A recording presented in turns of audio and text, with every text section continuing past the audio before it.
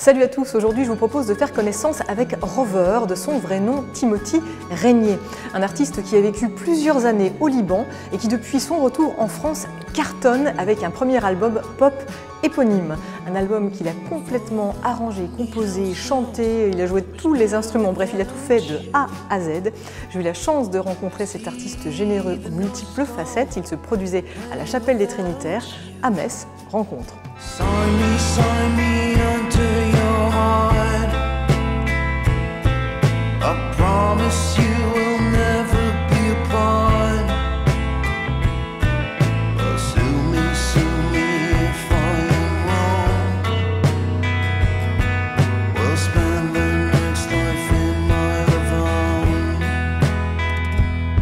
Le mot rover me faisait sens et me parlait au moment de commencer l'écriture des chansons en Bretagne, dans cette maison où j'étais seul pendant un hiver. Le mot phonétiquement me plaisait, le sens en anglais, to rove, qui est l'errance, la nomadisation, ouais, ça se dit, qui faisait écho au voyage que j'ai fait dans ma vie. Donc il y avait quelque chose d'assez cohérent, voilà. Mais oui, ça me plaisait. Et puis aussi le clin d'œil aux voitures anglaises que mon père a toujours conduit, enfant. Et je me souviens d'écouter de la musique à l'arrière de cette voiture, qui était capricieuse, pas fiable et pourtant si belle.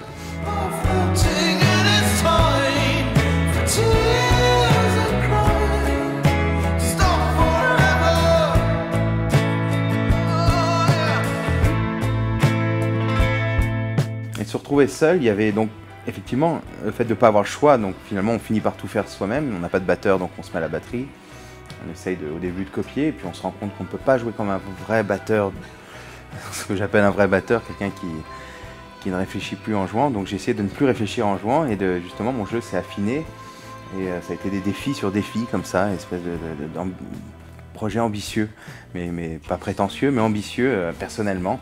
Et chaque jour était plein d'ambition et plein de surprises, je me découvrais, alors ça va sonner prétentieux, mais des capacités à faire des choses que j'ignorais dans certains domaines, d'instruments ou vocalises, parce que la solitude le permet, l'intimité avec la musique et n'être attendu par personne me permettait justement d'être libre.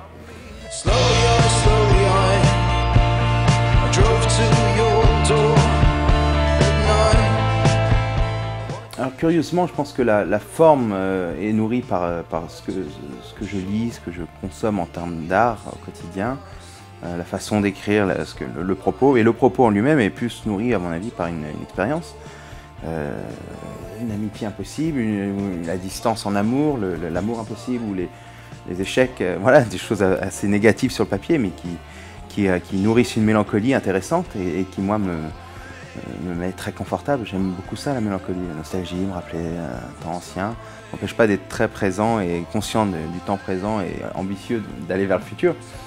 Juste voilà, j'aime tout ça, j'aime les vieilles bâtisses, j'aime bien les choses qui ont une histoire, qui ont une âme et les fantômes.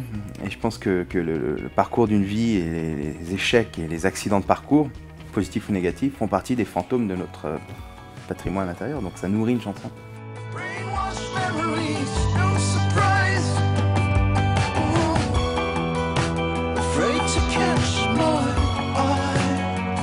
Voilà Rover qui, à l'occasion de sa venue à Metz, a enflammé la Chapelle des Trinitaires. Notez que Rover est en lice pour les Victoires de la musique 2013 dans la catégorie Révélation du public. Alors si vous avez craqué sur sa voix et sur son univers, n'hésitez pas à aller faire un tour sur le site qui s'affiche sur votre écran et bien évidemment à voter pour lui.